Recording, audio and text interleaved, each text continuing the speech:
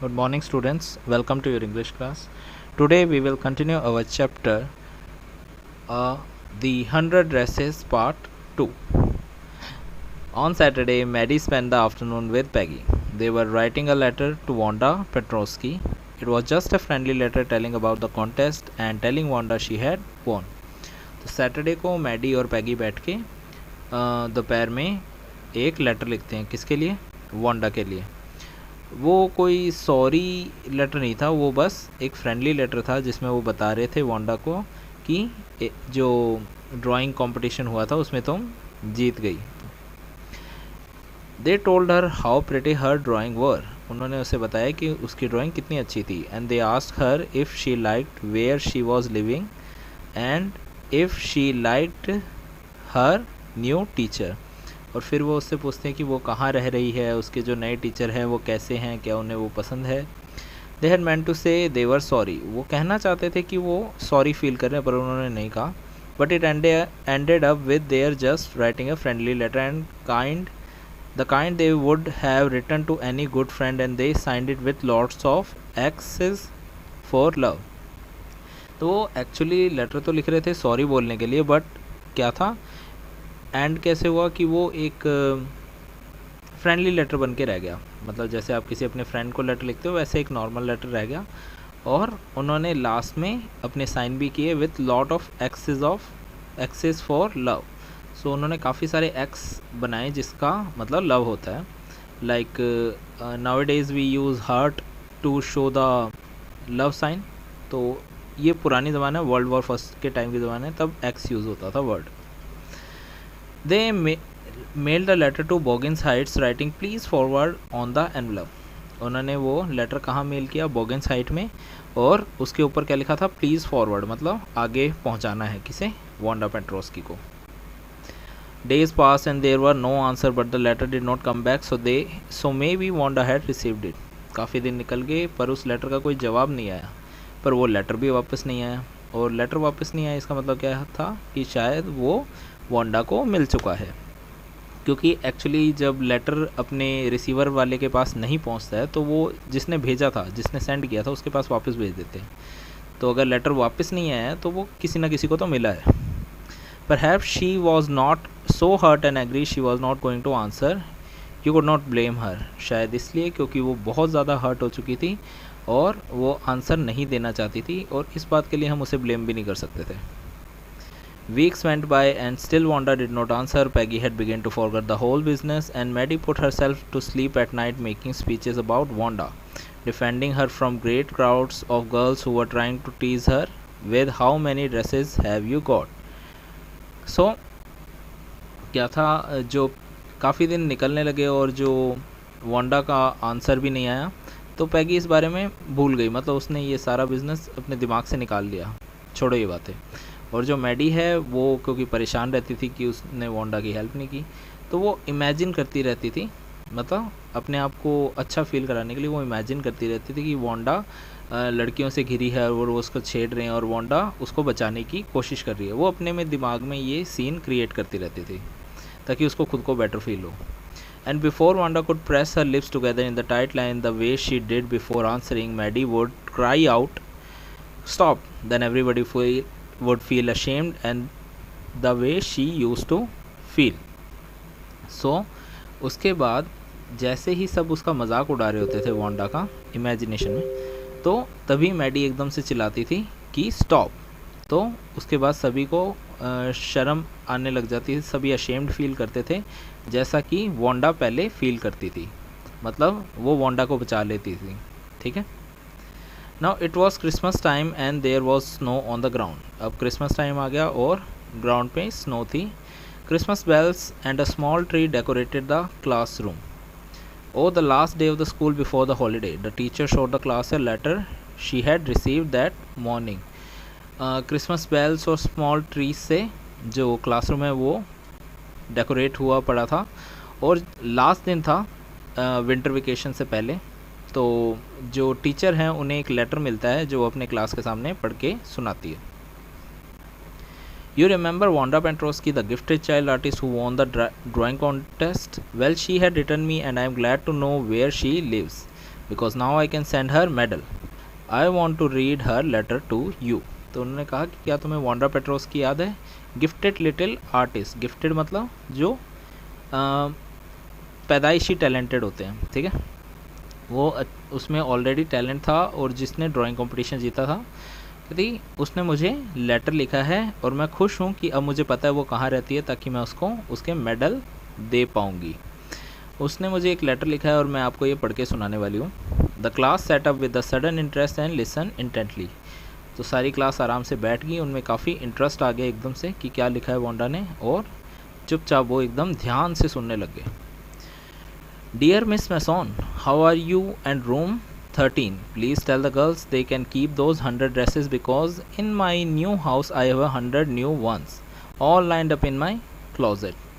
तो वो कहती है कि आप कैसे हैं और रूम नंबर 13 कैसा है, प्लीज़ गर्ल्स को कहिएगा कि वो मेरी 100 ड्रेसेस मतलब वो जो ड्राइंग है वो रख सकती हैं, क्योंकि अब मेरे पास 100 न्यू ड्रेसेस हैं जो मेरे क्लोजेट में अलाइंड है मतलब अच्छे से रखी हुई है। I would like that girl Peggy to have the drawing of the green dress with the red trimming and her friend Maddie to have the blue one. कहती कि मैं चाहती हूँ कि जो पैगी है उसे वो ग्रीन ड्रेस जिस पे रेड ट्रिमिंग की थी वो मिल जाए, मतलब वो उसे दे दीजिए, और मैडी को ब्लू वाली ड्रेस दे दीजिए। For Christmas I miss that school and my new teacher does not equalize with you. Merry Christmas to you and everybody. कहती हैं क्रिसमस के लिए मैं अपना न्यू स्कूल मिस कर रही हूँ, मतलब अपना पुराना स्कूल मिस कर रही हूँ। जो मेरे नए टीचर हैं मैं उन्हें मतलब वो आपके बिल्कुल बराबर नहीं है। और वो कहती है कि मैरी क्रिसमस मतलब क्रिसमस की बधाई हो आपको और सबको। ये truly Wanda Petronski. On the way home from school Maddie and Peggy held their drawing very carefully all the house had wreath and holly in the windows. Outside the grocery store, hundreds of Christmas trees were stacked, and in the window, candy, peppermint sticks, and cornucopias of shiny transparent paper were strung. The air smelled like Christmas, and the light shining everywhere reflected different color on the snow. So, school से घर जाते वक्त Maddie और पैगी ने वो जो drawing थी जो उनको मिली थी वो काफ़ी ध्यान से अपने हाथ में पकड़ रखी थी।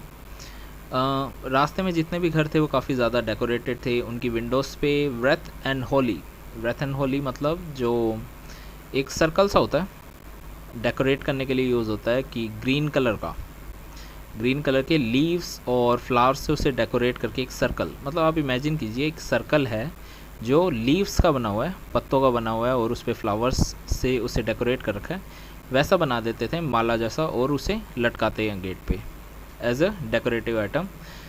और जो ग्रोसरी स्टोर है वहाँ पे क्रिसमस ट्रीज़ बहुत सारे इकट्ठा हुए पड़े हैं। कैंडी पेपरमिंट स्टिक, जो कैंडी होती है स्टिक्स, कैंडी की स्टिक्स है वो वहाँ पे डेकोरेट की गई है। और कुछ कंटेनर्स थे, मतलब कुछ बास्केट से होते हैं जिनके अंदर फ्लावर्स और फ्रूट्स को सजा के रखा जाता है, वो सब वहाँ पे डेकोरेशन के लिए रखे हुए थे। पूरे हवा में ऐसी स्मेल आ रही थी कि क्रिसमस आ गया। लाइक हमें फील होता है ना कि हवा में ही कि खुशबू आ रही है, ये दिवाली की खुशबू है, ये क्रिसमस की है, तो वैसी क्रिसमस की खुशबू आ रही थी। और जो अलग अलग घरों में डिफरेंट लाइट्स जल रही थी वो स्नो पे रिफ्लेक्ट हो रही थी, और जो आसपास की सराउंडिंग है वो काफ़ी कलरफुल हो गई थी। Then after that boy said Peggy, this show she really likes us. It shows she got our letter and this is her way of saying that everything is all right and that's that. तो पैगी कहती है oh boy, मतलब क्या, मतलब boy एक तरीके से कहने का एक्सक्लेमेटरी साइन है, इमोशन शो करके। इससे पता लगता है कि वो हमें सच में पसंद करती थी और उसे हमारा लेटर मिल गया, और ये उसका एक तरीका है कहने का कि सब कुछ ठीक है और ये बात फिक्स है। I hope so sad Maddie sadly. She felt sad because she knew would never see the little tight lipped polish girl again and could not ever really make things right between them. So कहते हैं कि आई hope सो की मतलब सब कुछ ठीक हो, वो पर अंदर ही अंदर सैड फील कर रही थी, क्योंकि वो अब रियल में उस पॉलिश मतलब पोलैंड की लड़की से नहीं मिल पाएगी, जो काफ़ी टाइट लिप्ड, मतलब अपने मुंह एकदम ऐसे बंद करके रखती थी, कुछ बोलती नहीं थी, और वो सच में उसके साथ सब कुछ ठीक नहीं कर पाएगी। मतलब एक होता है ना कि आप मिल के सब कुछ बात सॉर्ट आउट करो, वो नहीं कर पाएगी। She went home and she pinned her drawing over a torn place in the pink flowered wallpaper in the bedroom. फिर वो अपने घर गई और उसने एक वॉलपेपर पे, एक दीवार पे जो वॉलपेपर चिपकाते हैं ना डेकोरेशन के लिए, मतलब कुछ लोग होते पेंट करते हैं, कुछ लोग वॉलपेपर चिपका देते हैं, तो उसके ऊपर पिन कर दिया उस ड्राइंग को, जो कि उसका बेडरूम था। The shabby room cum alive from the brilliance of the colour.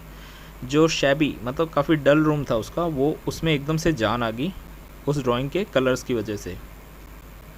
Maddie sat down on her bed and looked at the drawing. Maddie अपने बेड पे बैठ गई और ड्राइंग की तरफ देखने लगी। She had stood by and said nothing but Wanda had been nice to her anyway. वो हमेशा वहीं खड़ी रहती थी जब वांडा का मजाक उड़ाते रहते थे और वो कुछ नहीं कहती थी, फिर भी वांडा उसके लिए सोच रही थी, अच्छा ही सोचती थी। Tears blurred her eyes and she gazed for a long time at the picture. उसकी आंखों में आंसू भर गए और उस धुंधला दिखने लगा, पर फिर भी वो ड्राइंग की तरफ देखती रही। Then hastily she rubbed her eyes and studied it intently. फिर उसने अपनी आंखें फटाफट रब की और ध्यान से ड्राइंग की तरफ देखने लगी। The colour in the dress were so vivid that she had scarcely notice the face and head of the drawing. जो कलर थी ड्रेसेस की वो इतनी अच्छी तरह कर रखी थी कि उसका फेस और हेड पे ध्यान ही नहीं किया कि मतलब ये ड्रेस पहना किसको रखी उसने। But it look like her Maddie, I really look like her on mouth.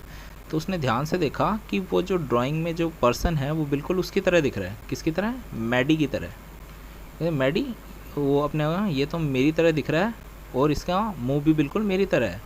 White really look like her on self. वो कहती वो मेरी तरह क्यों दिख रहा है? Wanda had really drawn this for her. क्या वांडा ने सच में ये ड्राइंग मेरे लिए ही बनाई है? मतलब सिर्फ मेरे लिए बनाई है क्योंकि मेरी ड्राइंग है ना। Excitedly she ran over to Peggy's. वो एक्साइटेड हो गई पैगी की तरफ जाने लगी। Peg, she said, let me see your picture. उसने कहा पैग मुझे तुम्हारी पिक्चर देखनी है। What's the matter? Ask Peggy as they clattered up to her room where Wanda's drawing was lying face down on the bed. Maddie carefully raised it. तो वो कहती क्या बात है, और वो बातें करते हुए पैगी के रूम में पहुँचे। वहाँ पे वो ड्राइंग पड़ी हुई थी बेड के ऊपर, उसका फेस डाउन था। मैडी ने उसे उठाया बहुत आराम से, मतलब बहुत ध्यान से उठाया। Look she draw you, that's you, she exclaimed. उसने काफ़ी एक्साइटमेंट कहा देखिए देखो ये जो ड्राइंग है ये तुम्हारी है। And the head and face of this picture did look like Peggy. और वो कहती कि जो हेड और फेस है उस ड्राइंग में जिस लड़की का, वो बिल्कुल पैगी जैसा दिख रहा है। व्हाट डिड आई से? Said Peggy, she must have really liked us anyway. तो पैगी कहती है मैंने क्या कहा था, वो हमें सच में पसंद करती है। Yes she must have, agreed Maddie. Maddie ने अब एग्री किया कि हाँ बिल्कुल वो हमें पसंद करती थी। And she ब्लिंक्ड away the tears that come every time she thought of Wanda standing alone in the sunny spot in the schoolyard, looking stolidly over the ground of laughing girls after she had walked off, after she had said sure hundreds of them all lined up.